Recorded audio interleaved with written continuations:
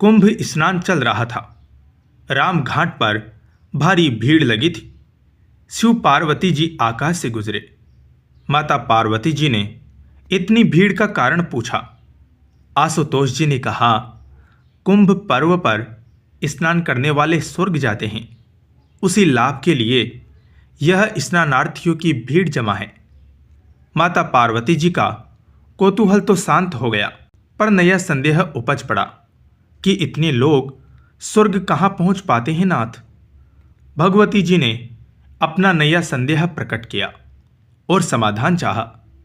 भगवान शिव जी बोले, शरीर को गीला करना एक बात है और मन की मलिनता धोने वाला स्नान ज़्यादा जरूरी है।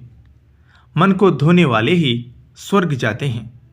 ऐसे लोगों को ही स्वर्ग मिलता है। संदेह घटा नहीं और बढ़ गया। माता पार्वती जी बोली, यह कैसे पता चले कि किसने शरीर धोया, किसने मन संजोया? यह कार्य से जाना जाता है। शिव जी ने इस उत्तर से भी समाधान न होते देखकर प्रत्यक्ष उदाहरण से लक्ष्य समझाने का प्रयत्न किया। मार्ग में शिव जी कुरूप कोड़ी बनकर पड़े रहे। पार्वती जी को भी बहुत सुंदर सजा दिया। दोनों बैठे थे।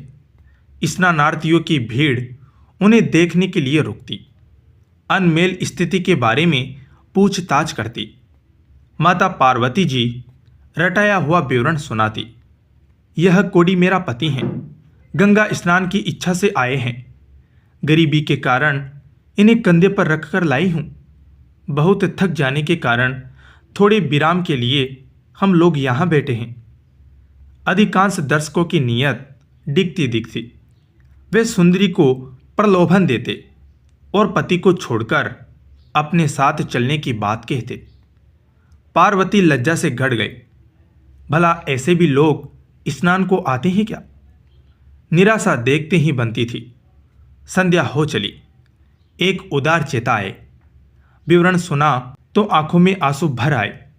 सहायता का प्रस्ताव दिया और कोड़ी को कंधे पर लाद कर तट तक पहुंचाया।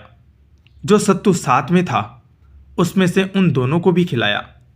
साथ ही सुंदरी को बार बार नमन करते हुए कहा, आप जैसी देवियां ही इस धरती की स्तंभ है। धन्य है माता आप, जो इस प्रकार अपना धर्म निभा रही हैं। प्रयोजन पूरा हुआ। शिव पार्वती जी उठे और कैलाश की ओर चले गए। रास्ते में कहा, पार्वती, इतनों में एक ही व्यक्ति ऐसा था जिसने मन धोया और स्वर्ग का रास्ता बनाया। स्नान का महात्म्य तो सही है, पर उसके साथ मन भी धोने की भी शर्त लगी हुई है। पार्वती जी तो समझ गई कि स्नान महात्म्य सही होते हुए भी क्यों लोग उसके पुण्य फल से वंचित रहते हैं। मन मेला और तन को धोए, फूल तो चाहे कांटे बोए।